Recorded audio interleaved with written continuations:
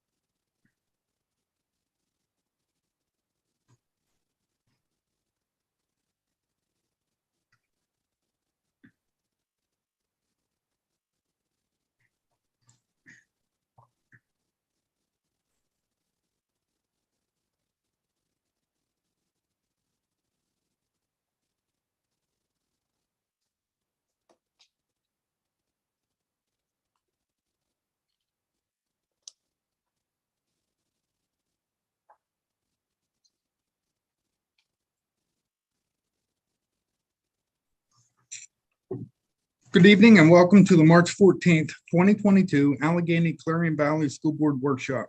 Tonight's meeting is conducted virtually, and I'd like to start by welcoming all school board members, administrators, and members from the public.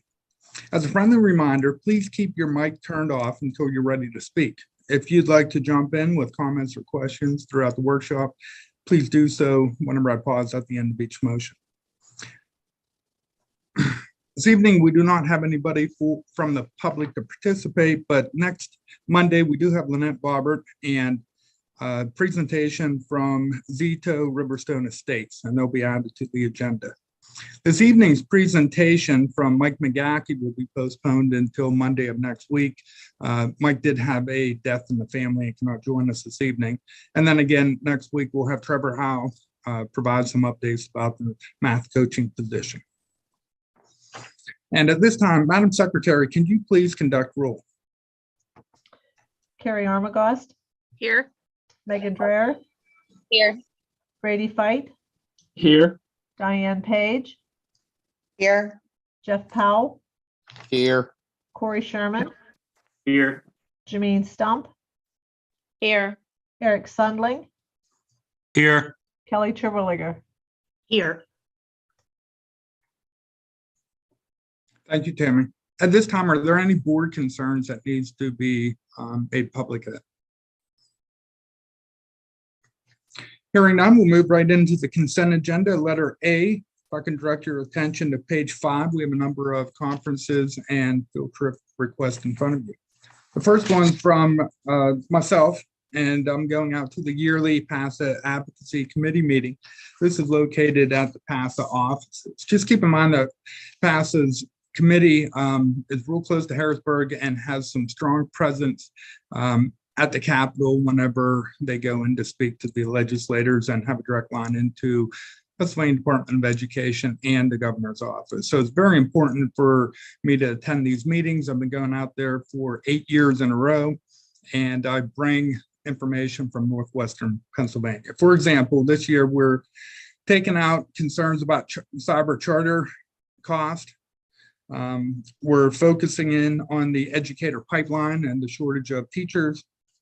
We're talking about professional development with the mandate relief, and then just mandate relief in general, the reliance on testing, and then we'll continue to focus in on our advocacy efforts out there. The second request comes from Mark and Dan. They go to the annual Turf and Ornamentals conference, and this is an updated training that will focus on topics such as weed identification, control, insect and disease management, and perennials. And they attend that conference up in Meadville as long as I could remember. Stacy Redding, food service director, she put in to do part 2 of the orientation of food service. At this training, she'll continue to learn more about financial management, personnel management, environmental and biosecurity, food safety, record keeping, reporting, and they'll focus in on the wellness plan as well. Underneath that is Michelle Austin. She's our child accounting officer and PIMS coordinator. She's going to the annual PD Summit out at Hershey Lodge on March 21st, 22nd, 23rd. Michelle was nominated for an award of excellence as well. So kudos to her for representing the district at that conference. We also have Julie Raybuck and Tracy Patton, who are advisors for the Business Leaders of Tomorrow group. They're putting in a request to go down for social activity at the trampoline park in Butler, and that's going to be paid for through the club. Rachel Forsythe, she's our high school art teacher. She submitted a request to take the band and a group of students over to Slippery Rock University to tour their art studio. They're going to do a tour of the campus, eat food over there, and take in all the arts that Slippery Rock has to offer. Below that is Allie Atwood. She's our high school gifted teacher. She submitted a request to take a group of students to the IU and Clarion for various activities and GIP support. On page 6, Peggy Plowman and Tracy Hartle put in to do the annual roadside cleanup. They'll be working on the road from Route 368 Parker Bridge down to Kellensburg, and that's either going to be on April 21st or 22nd, depending on the weather. You'll see a request from the kindergarten for their year-end field trip to the Pittsburgh Zoo.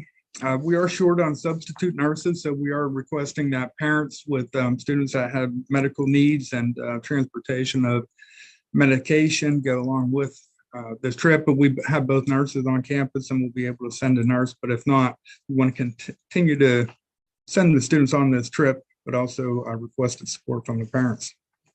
And then the next 2 items from Jen Stover, Peggy Plowman, and Tracy Hartle. And this is paid for through the Temporary Assistance from Needy Families Act. And so it's the TANF grant. And this group of staff members put a lot of their own time into writing this grant. The money is used to help provide various supports to students within our high school. The TANF program provides flexibility in operating programs designed to help low-income families with children to achieve economic self-sufficiency. It provides assistance to various families in preparation of work. And I share that information with you because we've talked about the TANF grant several times, and you'll see a number of motions tonight that's directly related to it. So kudos to those staff members and the students that are benefiting from it. The first request is to go to the Franklin YMCA and Morrison Park for social and community skills. And then the second request comes from the same group of teachers focusing in on community-based skills, and they're actually going to go to Kennywood, and they'll be doing various STEM-like activities down there. And then finally on page 7, Aaron, we have 2 more requests, one from Carrie Longo, and she's going down to Seven Springs for the annual federal programs conference. They review various grant applications, new grants, requirements. We are going through a federal programs audit this year as well. So kudos to Carrie for putting in for that request. And then the final request comes from myself to do the PSBA Spring Legal Roundup.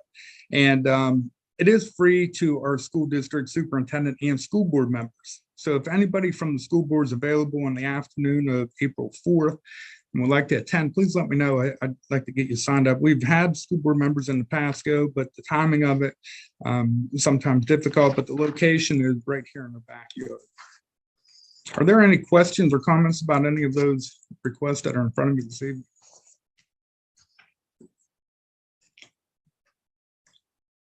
Hearing none, we'll go back I do up. have a, sorry, I couldn't find my unmute button there. I do have Okay. a question. If a student in the kindergarten for the field trip, if they need a substitute nurse to go and there's not available and a parent can't go, does that child have to stay back at the school then the rest of the day? That's a good question, Brady, and I'd hate to not deny any student the chance of going. We'll get as creative as we possibly can. We do need to have a nurse here on campus at all times. Right now, I've heard no concerns, and I think with enough communication out to the parents that we'll be able to meet the needs of everybody. And hopefully, you know, we do have the 2 nurses on campus, so we won't have to make that change. In the past, we've never kept a student back. So I'm just going to have to monitor that and report back. Okay, thank you. Thanks, Brady. Okay, up underneath the consent agenda, letter B, we do have one substitute. That's Jamie Best. She's actually resigning later on in the agenda from the cafeteria, but she'd like to stay on as a substitute. Letter C is Maria Clark. In the first program, they put in to use the elementary cafetorium on April 5th from 4:30 to 7 for an activity that will bring their students and parents in, and ABC Music and Me, and it's going to be held rain or shine. Letter D is the prom committee. They'd like to use the elementary cafetorium on March 18th from 3 to 9 for setup and tear down for an elementary dance in grades 4, 5, and 6. And there's a $5 admission to help raise some money for the prom. And I'm sure all the teachers in grades 4, 5, and 6 are really happy about this dance. I think it's a very unique idea, and excited for the students and the staff. Letter E is prom committee again, putting in to use the high school auditorium for the week of May 2nd through May 7th for setup and tear down of Grand March. So on Saturday, May 7th from 5:30 until the conclusion of that activity, we utilize the auditorium to bring in parents and guests and see all the students. And then we'll be making the transition up to the Silver Fox for prom. Letter F is the PTO. They'll be using the elementary cafetorium for the distribution of fundraisers on March 17th. They'll start setting up in the afternoon and conclude by 6 p.m. Any questions about the consent agenda before we move into finance and purchase?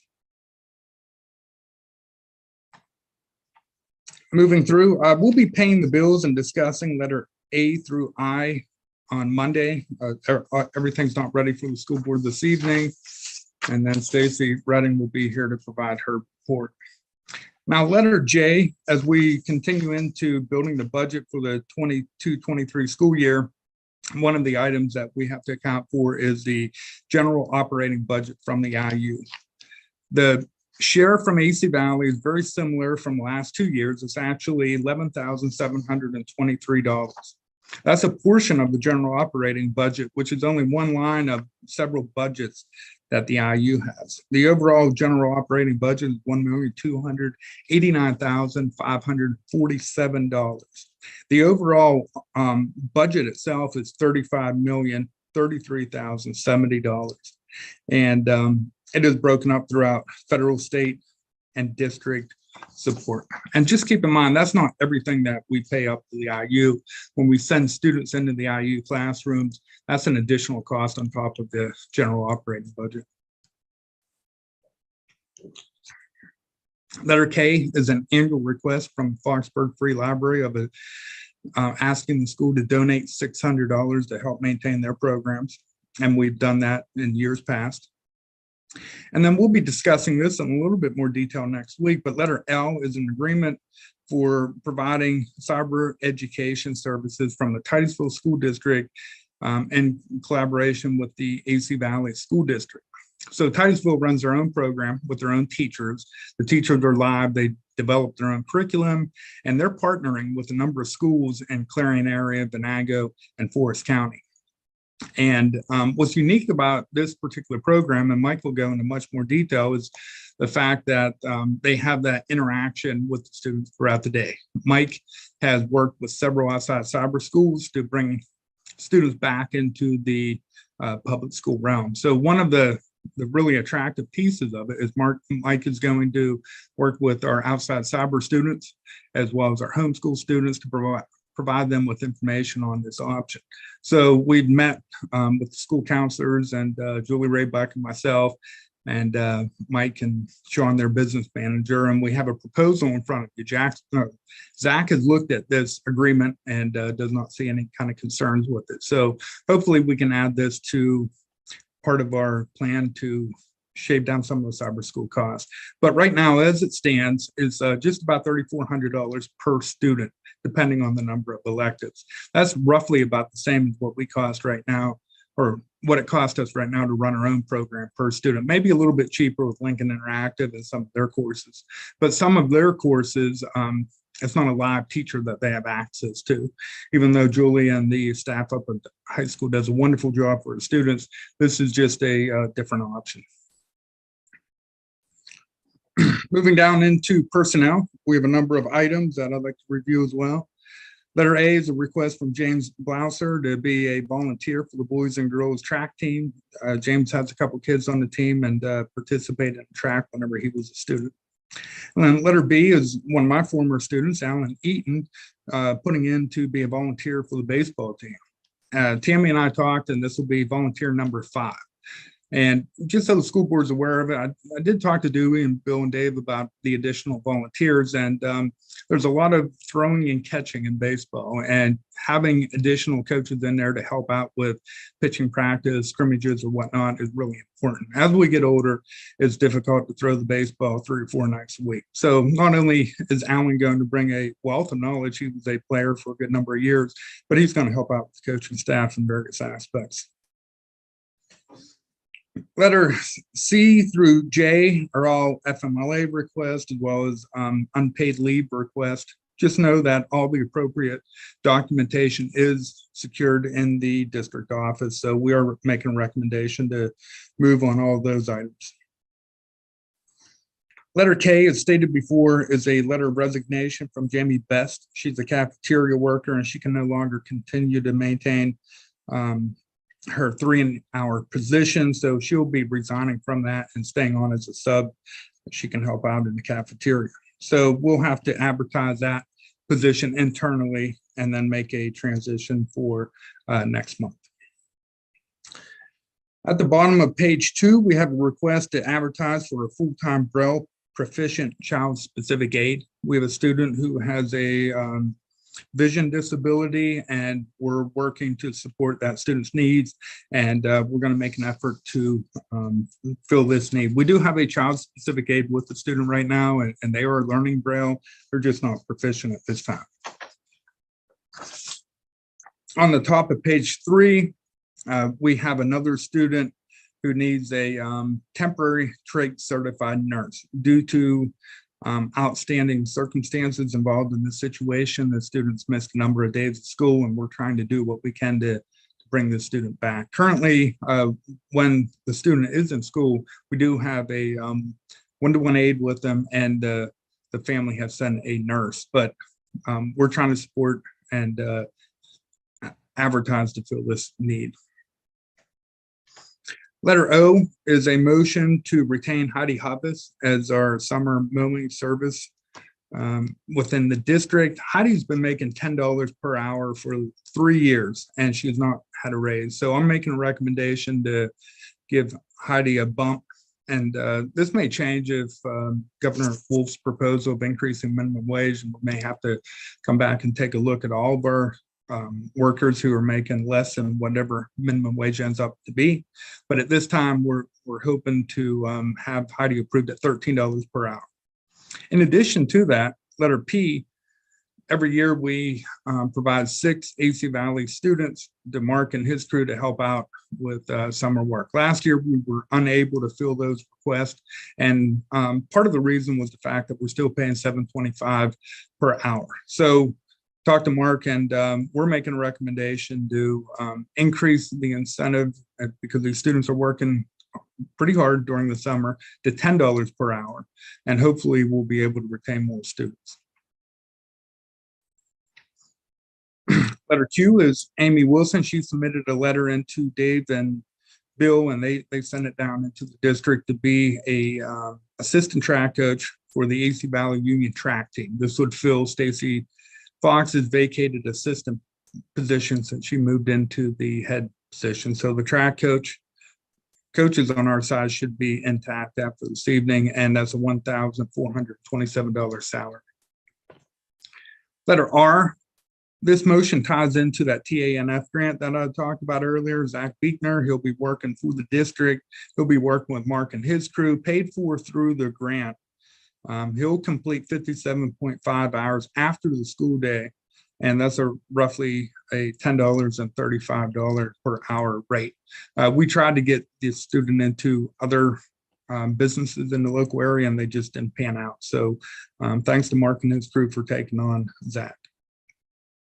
On letter S, very excited to present a motion to move Megan Bashline from the elementary school. She teaches first grade into the high school 7 through 12 special education program for the autistic support and life skills classroom. I've talked to Megan, and she's talked to our special ed director and school psychologist, and she had worked up at the high school years ago, and very interested to get back in there and start this program out. And once approved, then we'll continue to find trainings and continue to get her ready to start next year off. Right below that, we have a motion to post in-house vacated elementary positions. So we're expecting a retirement as well as Megan's vacancy. So I'm going to work with Kelly Terwilliger and Bill Jordan, Lori Sherman, and a couple other teachers from the school board to take a look at our staffing, and we'll be making a proposal to the school board in the near future. But we're going to have to move some people around internally and see what we can do, not only at the elementary, but the high school as well. We have just about the same number of teachers at both buildings. We have more students at the elementary than at the high school. But again, with high school scheduling, it's a little bit more difficult to meet the needs of our students. But more to come with that. We're just real happy to fill that 7 through 12 autistic support and life skills classroom.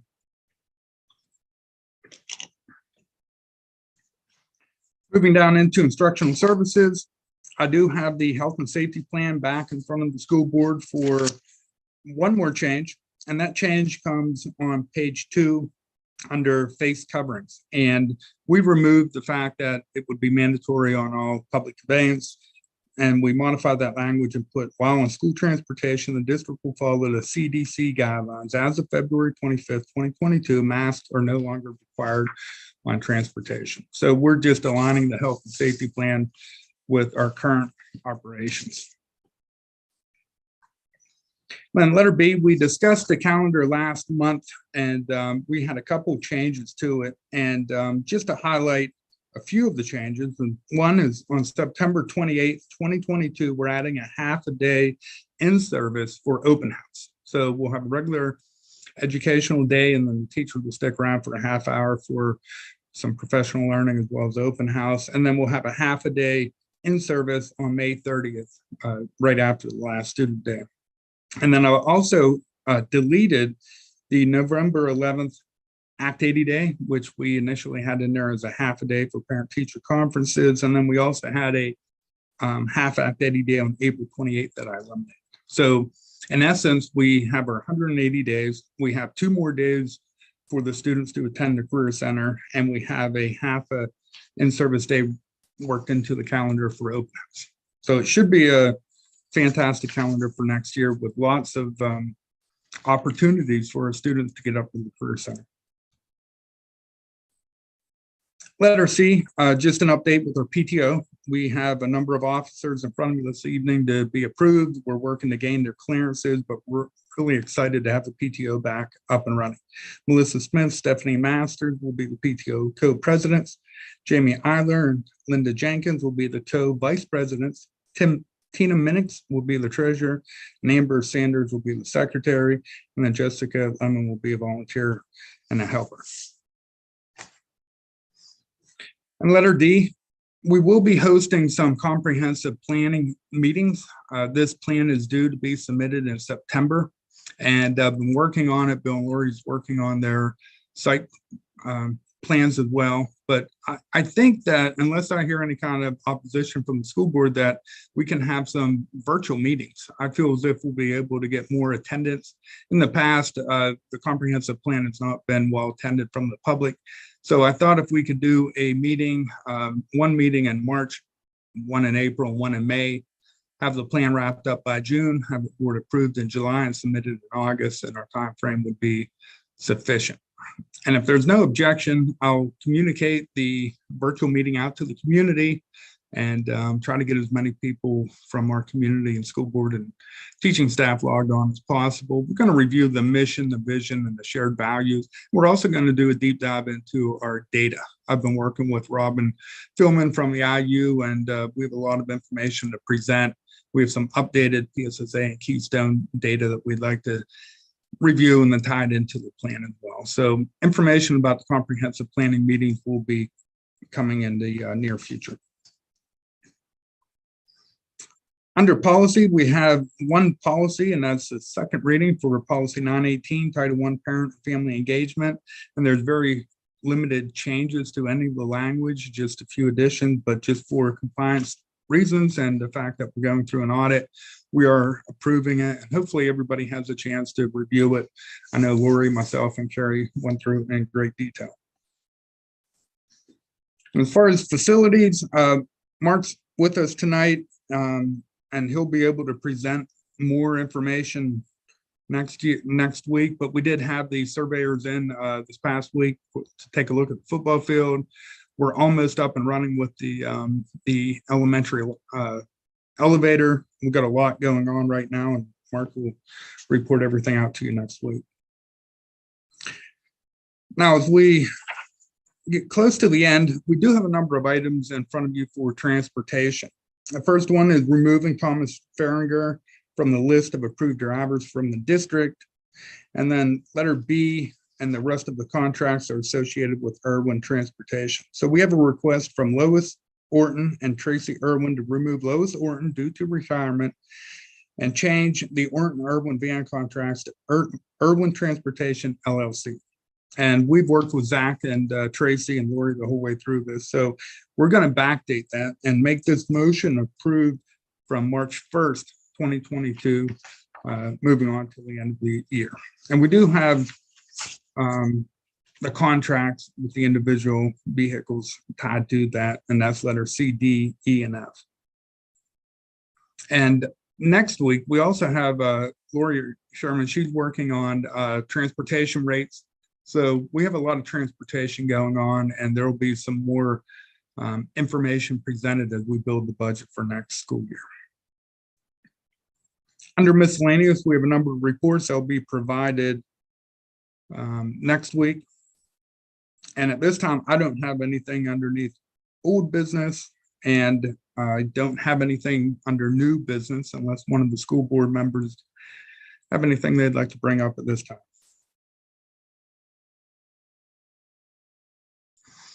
Okay, hearing nothing. Tammy, can you please make note that we're going to break and go into an executive session for personnel reasons at the conclusion of this meeting. And when we leave the meeting for the executive session, the meeting will be over. Nobody will have to return back onto. Will do. Okay, thank you for your time this evening. And again, we do have a face-to-face voting meeting on March 21st at 6 p.m. in the elementary cafetorium. I invite the community to attend. And school board members, check your email. I do have another Zoom link out there for you for the executive session. Thank you and have a good night, everybody.